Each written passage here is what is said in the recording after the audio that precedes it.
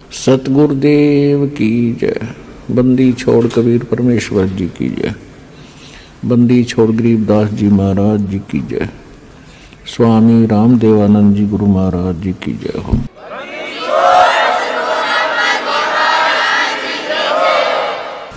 गरीब नमो नमो सतपुरुष को नमस्कार गुरु के नहीं। सुर नर मुनि जन साधुआं संतों सर्वस्ती नहीं। सतगुरु साहेब संत सब दंडोतम प्रणाम। आगे पीछे मध हुए तिनको जा कुर्बान। नराकार निर्विषम काल जाल वैभंजनम। निर्लेपम निज निर्गुणम अकल अनुवेशुंदनम। सोहम सुरति समाप्तम सकल समाना निर्तलय। उज्ज्वल हीरंबर हरदमम बेपरवा अथाह वार पार निमज्जतम। ग्रीव जो सुमरे सिद्ध होई गणनायक गलता ना करो अनुग्रह सोई पारस पद परवाना।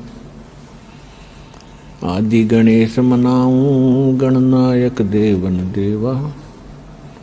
चरण कमल लो लाऊं आद्यंत करूं सेवा।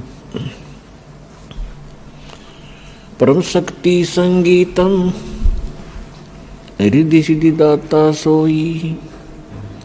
अवगत गुण अतीतम सतपुरुष निर्मोही। जगदम्बा जगदीशम मंगल रूप मुरारी। तन मन अर्पों शीशम भक्ति मुक्ति भंडारी। सुर नर मुनि जन ध्यावे ब्रह्मा विष्णु महेशा।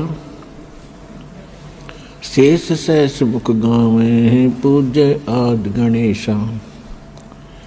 इंद्र कुबेर सरीखा वरुण धर्म राय ध्यावे। समर्थ जीवन जी का मन इच्छा फल पावे। 33 कोटि आधारा ध्यावे से 88।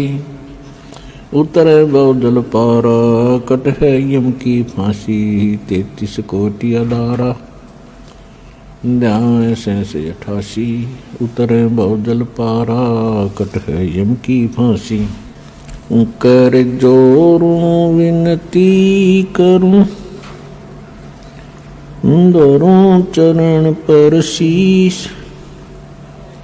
गुरु जी राम देवानंद जी महाराज ने दियो नाम बख्शीश।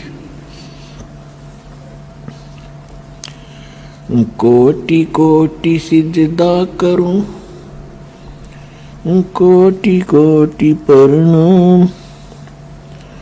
चरण कमल में राखियो मैं बांधी जाम गुलाम। कुत्ता हूँ गुरुदेव का रामपाल दास का नाम। गले प्रेम की जेवड़ी जा खेचो जाऊं। तो करो तो बावड़ू दूर दूर करो तो जाऊं। जो राखो तो ही रहूं जो देवो सुख। सतगुरु पूर्ण ब्रह्म है सतगुरु आप अलेख। सतगुरु रमता राम है याम मीन नामेख। परम पिता परमात्मा पूर्ण ब्रह्म सर्वश्रेष्ठ रचनहार कबीर देव कबीर साहिब जी की असीम रजा से आप सभी पुण्यात्माएं सत्संग सुनने के लिए सतलोक आश्रम बरवाला जिला हिसार हरियाणा के अंदर उपस्थित हुए। भक्ति मुक्ति के दाता सतगुरु ये भटकत प्राणी फिरंदा उस साहिब के हुक्म बिना नहीं तरवर पात हिलंदा। ये संसार ये भक्तात्माएं मोक्ष मुक्ति के लिए बहुत से स्थानों पर जाते हैं, बहुत से संतों से संपर्क साधते हैं, दीक्षा लेते हैं, उनके विचार ज्ञान सुनते हैं। जिज्ञासु होते हैं और उनको जैसा भी कोई गुरु संत मिलता है, वो जैसा भी ज्ञान उसे बता देता है, वो उसको सत्य मानकर उनके द्वारा दिए गए सभी आध्यात्मिक क्रियाओं को करते रहते हैं। जब तक सतगुरु नहीं मिलते तब तक ये प्राणी मोक्ष प्राप्ति नहीं कर सकते और इस संसार के अंदर भी अपने दैनिक जीवन में भी कोई सुख अनुभव नहीं कर सकते। इसलिए कहा है कि भक्ति मुक्ति के दाता सतगुरु, ये भटकत प्राणी फिरंदा, उस साहिब के हुक्म बिना नहीं तरवर पात हिलंदा। भक्ति सतगुरु जी के पास ही होती है और भक्ति सही मिलेगी, सतगुरु पूरा मिलेगा और शेष मर्यादा में रहेगा, भक्ति करेगा तो मोक्ष सुनिश्चित है। इसमें कोई शंका करने की आवश्यकता नहीं। जब तक हमें सतगुरु नहीं मिलते और ये झूठे गुरुओं की से हम दीक्षा भी लेकर के साधना करते रहते, तो हमें परमात्मा से मिलने वाले वो लाभ प्राप्त नहीं होते जिनकी आशा लेकर के हम वहाँ जाते हैं। फिर कुछ दिन वहाँ जाते हैं तो फिर मन में आता है कि कोई लाभ नहीं हो रहा, तो कोई दूसरा व्यक्ति बता देता है कि मैं वहाँ जाता हूँ, वहाँ से ऐसे बहुत से लाभ होते हैं। फिर वो वहाँ जाना शुरू कर देता है, वहाँ से भी कुछ राहत नहीं मिलती है तो फिर वो नास्तिक हो जाता है। ये सोच लेता है कि कोई भगवान नहीं और किसी के पास कोई ज्ञान नहीं, या तो वो उस कष्ट में मर ही जाता है या फिर नास्तिक होकर अपनी ही सूझबूझ से वो धनी होने की चेष्टा करता है, चोरी करने लगता है, रिश्वत लेता है, मिलावट करता है और ज्यादा कर्म बिगाड़ लेता है। तो परमात्मा ने स्वयं आकर के एक सतगुरु की भूमिका की और उन्होंने ये यथार्थ ज्ञान, यथार्थ भक्ति विधि और सभी क्रियाएं बताई और सभी परहेज बताए, जो मर्यादाएं हमें रखनी अनिवार्य हैं एक भक्त को, तो वो सभी मर्यादाएं भी परमात्मा ने ही बताई। तो सतगुरु परमात्मा ही होता है या फिर परमात्मा का कृपा पात्र कोई संत विश्व में एकाध ही होता है। वर्तमान में एक ही होता है, विश्व में दो सतगुरु नहीं होते। तो कहने का भाव यह है कि जब परमात्मा सतगुरु की भूमिका करने आए थे सन 1398 से सन 1518 तक काशी शहर के अंदर एक जुलाहे के रूप में, एक सिंपल मैन के रूप में अपना दैनिक कार्य करके दिखाया। एक कृत्रिम परिवार था, कृत्रिम बनावटी। वो कैसा था कि परमात्मा सतलोक के अंदर रहते हैं। सतलोक वो स्थान है जिसको गीता अध्याय नंबर 18 के श्लोक नंबर 62 में कहा है कि अर्जुन, तू सर्वभाव से उस परमेश्वर की शरण में जा, उसकी कृपा से ही तू परम शांति को और शाश्वतम स्थानम यानी सनातन परम धाम को प्राप्त होगा। गीता ज्ञानदाता अपने से अन्य किसी परमेश्वर की शरण में जाने को कह रहा है। तो वो परमेश्वर सतलोक में, शाश्वत स्थान में, सनातन परम धाम में रहता है और वहां से वो चलकर आता है यहाँ संसार के अंदर अपनी ही जानकारी वो स्वयं बताने के लिए। तो इस लीला अनुसार परमात्मा सन 1398 में बनारस यानी काशी शहर के बाहर एक तालाब था, उसका नाम है लहर तारा तालाब। उसके अंदर कमल के फूल के ऊपर आकर विराजमान हुए, एक नवजात शिशु का रूप धारण किया। वहां से एक नीरू नीमा नाम के जुलाहा दंपत्ति थे, उनका कोई संतान नहीं थी। वो प्रतिदिन स्नान के लिए वहां जाया करते थे। जून का महीना था, पूर्णमासी का दिन, सुबह ब्रह्म मुहूर्त में वहां जब वो स्नान करने के लिए गए तो परमात्मा को वहां कमल के फूल पर एक बालक के रूप में उन्होंने प्राप्त किया, घर ले आए। परमात्मा ने 25 दिन तक कुछ भी आहार नहीं किया। माता पिता जो मुंह बोले माता पिता थे, यानी कृत्रिम परिवार था उनका, वो चिंतित हुए। फिर परमेश्वर की कृपा हुई, उनको प्रेरणा हुई और एक कुंवारी गाय लाई गई। कुंवारी गाय ने दूध दिया। उस कुंवारी गाय का दूध परमात्मा पिया करते थे बालक रूप में। ऋग्वेद मंडल नंबर 9 सूक्त नंबर 1 मंत्र 9 में यह प्रमाण है कि परमात्मा जब शिशु रूप धारण करके एक लीला करने आते हैं, उस समय उनकी परवरिश की लीला कुंवारी गायों के द्वारा होती है। और कबीर सागर के अंदर ज्ञान सागर में यह प्रमाणित है कि परमात्मा 25 दिन तक कुछ आहार किया नहीं और तब उनको कुंवारी गाय उनके सामने लाई गई। कुंवारी गाय ने दूध दिया, उस दूध को परमात्मा पिया करते थे। एक तो ये सिद्ध होता जा रहा है कि हु इज गॉड, परमात्मा है कौन। जो वेदों को हम सत्य मानते हैं, वेद परमात्मा की महिमा से युक्त हैं, परमात्मा के गुणगान ही वेदों के अंदर लिखा गया है, भगवान का विधान बताया गया है। परमात्मा कैसी लीला करता है, कैसा है, कहाँ रहता है, उसके मिलने की विधि क्या है, यह हमारे सदग्रंथों में प्रमाणित है, विद्यमान है। तो उन्हीं सदग्रंथों से आज ये निष्कर्ष निकल रहा है, ये सच सामने आ रही है कि परमात्मा साकार है।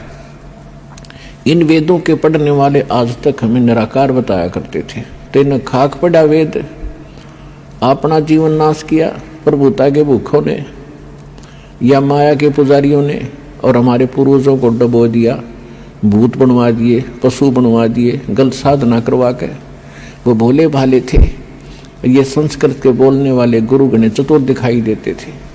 उन्होंने सोच लिया था कि बड़े विद्वान हैं, संस्कृत भाषा बहुत जानते हैं, सदग्रंथों को ठीक से जाना होगा, समझा होगा, लेकिन उनको कै ख भी पता नहीं था उन हमारे धर्म गुरुओं को, हमारे सदग्रंथों का, और ना उनका कोई अपना अनुभव था, जिस कारण से इन्होंने सारा ज्ञान उलट बता दिया।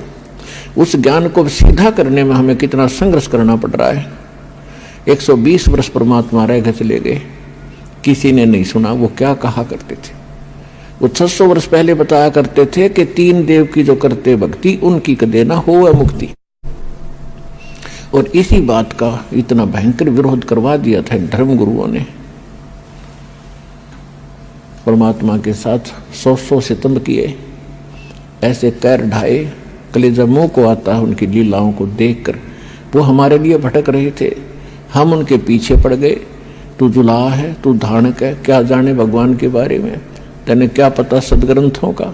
जो परमात्मा ने 600 वर्ष पहले वो ज्ञान दिया था, वो लिपिबद्ध कर दिया गया आदरणीय धर्मदास साहिब जी के द्वारा। और आज वो ज्ञान जो भगवान बताया करते थे, आज हमारे सदग्रंथों में ज्यों का तो मिला।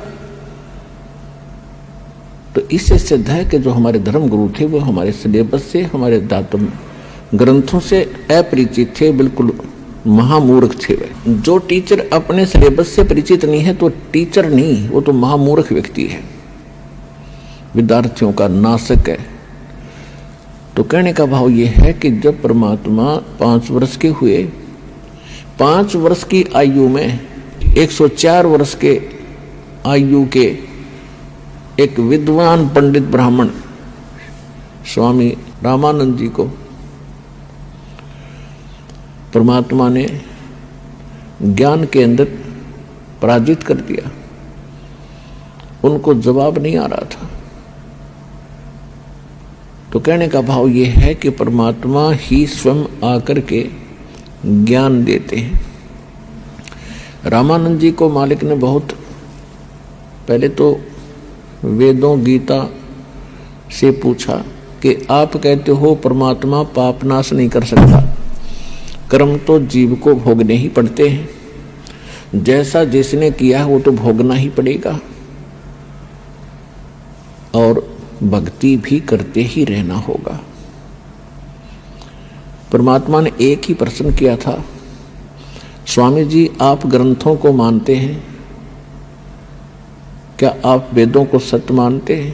स्वामी रामानंद जी वेदों को आधार मानकर ही जनता को ज्ञान बताया करते थे और साथ में पुराणों को, गीता को, सबको आधार बताते थे और परमात्मा को निराकार बताते थे और एक सामान्य थ्योरी बना रखी थी। एक साधारण शब्द ने एक सिद्धांत बता रखा था। पहले तो अपने जंतर मंत्र बताते हैं, ये कर लो, वो कर लो, ये जाप कर लो, ये हवन करवा दो, इतना दान कर दो, गंगा में स्नान कराओ, प्रयाग में पिंड भरवा दो, पेवा पिंड भरवा दो। जब सारा कुछ करवा कर थक जाते हैं, कुछ राहत नहीं मिलती, फिर लास्ट में कहते हैं ये तुम्हारे प्रारब्ध के अंदर लिखा हुआ संस्कार है, ये तो भोगने से ही कटेगा, भक्ति करते रहो। अब यहां आकर के परमात्मा का जो ज्ञान है ये सीधा करता है प्रत्येक पहलू को। परमात्मा ने कहा कि यदि भक्ति करने वाले भक्त को और संकटों ने घेर रखा है, आपकी क्रियाओं से राहत मिली नहीं, तो वो संकट तो उसके ऊपर ज्यों का त्यों है, वो पीड़ित है, दुखी है। तो भक्ति करेगा कैसे, उसका विश्वास कैसे बनेगा परमात्मा के ऊपर कि कोई परमात्मा शक्ति है। और जैसे किसी के पैर में कांटा लगा है और वो किसी के पास जाता है कि बड़ा जानकार व्यक्ति है, उसने ये तो बता दिया कि तेरे पैर में कांटा लगा है जिस कारण से तुझे पीड़ा है, और वो ये कहे कि कांटा तो निकलेगा नहीं, मैंने सारा प्रयत्न कर लिया, ऐसे कर जूता पहन ले और आगे कांटे नहीं लगेंगे। तो कांटा लगे पैर में, जूता पहना नहीं जा सकता। कांटा निकले और फिर उसको सलाह दी जाए कि जूता मत निकाल देना, ये पहने रखना, तो वो पूरे सफर में जूता नहीं निकाल लेगा, क्योंकि वो कष्ट का अनुभव कर चुका है जूते के अभाव से कितनी हानि होती है। तो फिर वो व्यक्ति आजीवन जूता पहनेगा पूरे सफर में। इसी प्रकार हम जीवन रूपी सफर में चल रहे हैं। हमारे सफर में चाहे किसी प्रकार के कांटे हैं, हमारे जीवन में चाहे किसी प्रकार के कष्ट हैं, 3 ताप के कष्ट हैं, पूर्व के संस्कार यानी प्रारब्ध के कष्ट हैं, तो वो दुख तो देंगे ही देंगे, क्योंकि पाप से दुख होता है और पुण्य से सुख होता है। तो परमात्मा ने कहा कि आप वेदों को सत्य मानते हो स्वामी रामानंद जी? कहा भाई सत्य मानता हूं। तो यजुर्वेद अध्याय नंबर 8 के श्लोक नंबर 13 में 6 बार लिखा है कि परमात्मा घोर पाप का भी नाश कर देता है यदि उसकी साधना सत्य हो और पूर्ण परमात्मा की भक्ति हो। अब बुद्धिमान लोगों को समझाना आसान होता है। स्वामी रामानंद जी चारों वेदों को कंठस्थ याद किए थे। 104 वर्ष की आयु हो गई थी। 16 वर्ष की आयु से उन्होंने संन्यास ले लिया था और ब्राह्मण के घर जन्म था, तो बचपन से ही वेदों, गीता और पुराणों का अध्ययन स्वाध्याय वो किया ही करते थे। उनको कंठस्थ याद था कि यजुर्वेद अध्याय नंबर 8 के मंत्र नंबर 13 में ऐसा ही लिखा है। तो ऐसे गर्दन हिला रहे थे स्वामी जी। तो फिर परमात्मा से उन्होंने पूछा कि जो साधनाएं हम बताते हैं इनसे कोई राहत हो नहीं रही, और वेद कुछ और कहते हैं, हमारा अनुभव उन पर खरा नहीं है। इसका कारण क्या है? तो परमात्मा ने कहा, आपका इष्ट देव कौन है?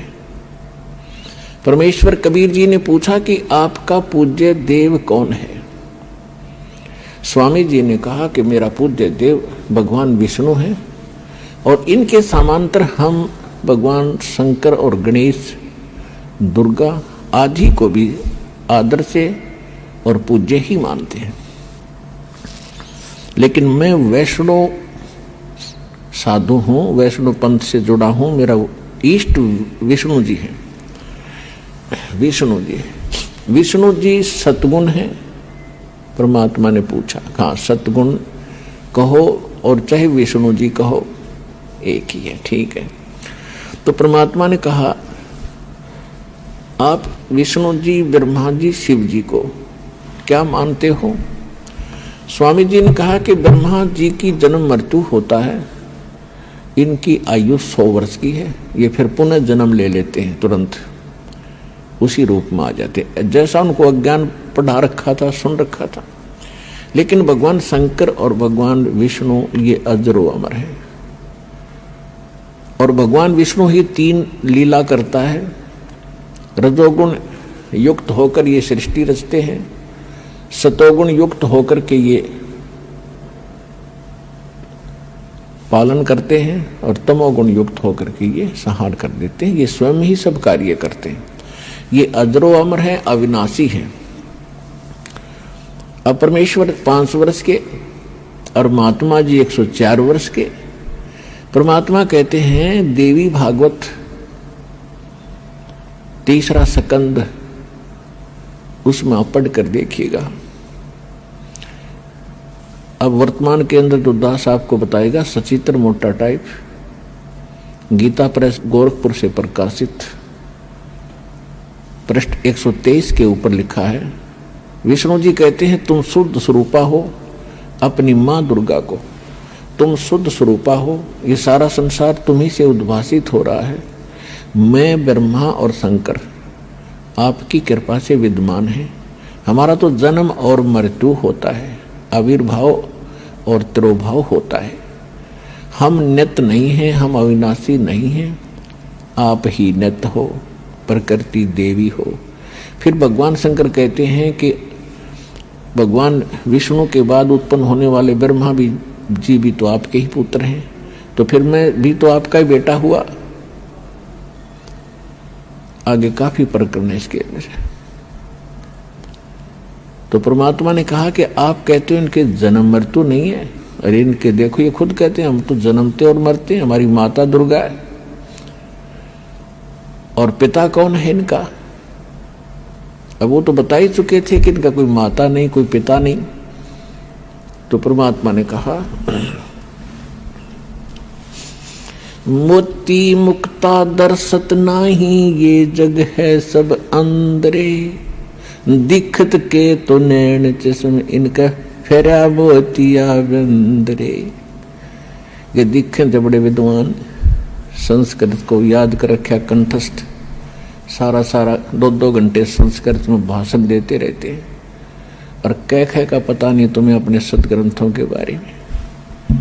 इसके लिए बताया कि जिसको मोतिया बंद हो जाता आंखों में, उनकी आंखें बड़ी स्वस्थ दिखाई देती हैं, लेकिन उनको दिखता कुछ नहीं, वो नपट अंधे होते हैं। इसी प्रकार इन ऋषि महर्षियों और इन आचार्यों, गुरुओं, पंडितों के बारे में कबीर साहब कहा करते थे कि मोती मुक्ता दर्शत नाही, ये जग है सब अंदरे, दिखत के तो नैन चश्म, इनके फेरा मोतिया बंदरे। संस्कृत भाषा को बोलते हैं तब तो ऐसा लगता है जैसे बड़े विद्वान होंगे, और जब इनके अंदर की तलाशी ली जाती है, इनसे प्रश्न किया जाता है, ये चौड़े में फेल हो जाते हैं। ये निपट अंधे हैं, आंखों वाले अंधे हैं, इनको ज्ञान नहीं। तो परमात्मा ने कहा कि फिर आपने ये पढ़ा क्या स्वामी जी? अब स्वामी जी कति टूट गए।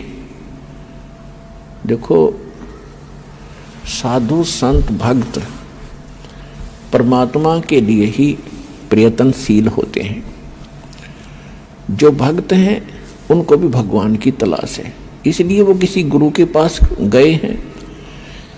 और गुरु जो पद पे प्राप्त बैठा है वो भी तो भगवान के लिए ही घर से निकला है, उसने प्रयत्न प्रारंभ किए हैं तो परमात्मा के लिए किए हैं। आज ठीक है वो गुरु पद पर बैठ गया और बहुत से शिष्य भी हो गए हैं, तो उसने पुनः विचार करना पड़ेगा, क्योंकि उसको परमात्मा की आवश्यकता है। यदि उसका मार्ग गलत है तो आज भी ठीक किया जा सकता है उसको, और यदि आज भी ठीक नहीं करेगा अभी अपने अभिमानवश, तो वो दूना दोषी होगा। वो इस कैटेगरी का होगा कि जानबूझ साची तजय करे झूठ तेने, और ताकि संगत है प्रभु सौपन में भी ना दे।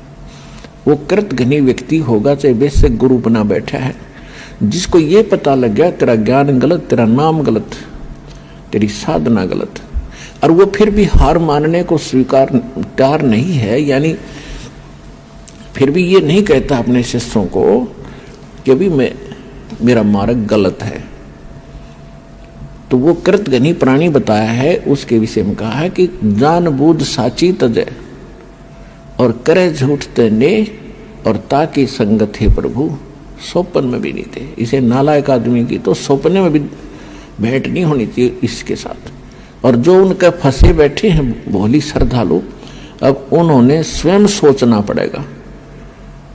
अगर वो गुरु होगा और भगवान की खोज में होगा तो पहले वो कहेगा अपने शिष्यों को, क्योंकि जो दास ज्ञान देता है सबसे पहले खटक उन गुरुओं को लगती है, क्योंकि उनके विषय में बोला जा रहा है कि उसका ज्ञान गलत, राधा स्वामी पंथ का ज्ञान गलत, उनके नाम गलत, उनकी साधना गलत। धन धन सतगुरु सच्चा सौदा सिरसा और जगमाल वाले के बारे में कहा जा रहा है, उनका नाम गलत, उनका ज्ञान गलत, उनकी भक्ति गलत, उनका रास्ता गलत।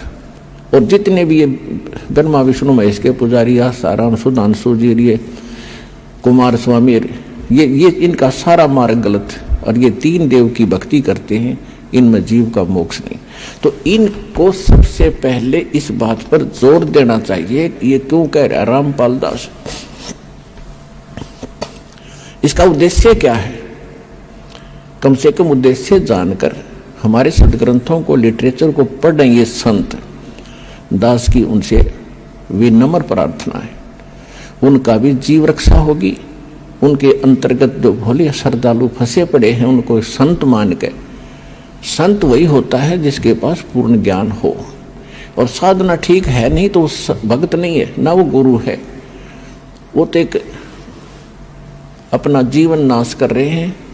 तो उनसे दास उनके हित के लिए कह रहा है। जैसे कोई रास्ते में जा रहा है और काफी लंबे सफर पर पहुंच गया और वहां उसको कोई टोक रहा है, कहाँ जा रहे हो भाई, तो उस स्थान का नाम बताते हैं और वहां कोई व्यक्ति खड़ा है, वो कहता है ये रास्ता ठीक नहीं है आपका, आप बहुत गलत जा रहे हो। तो उस व्यक्ति को क्या करना चाहिए?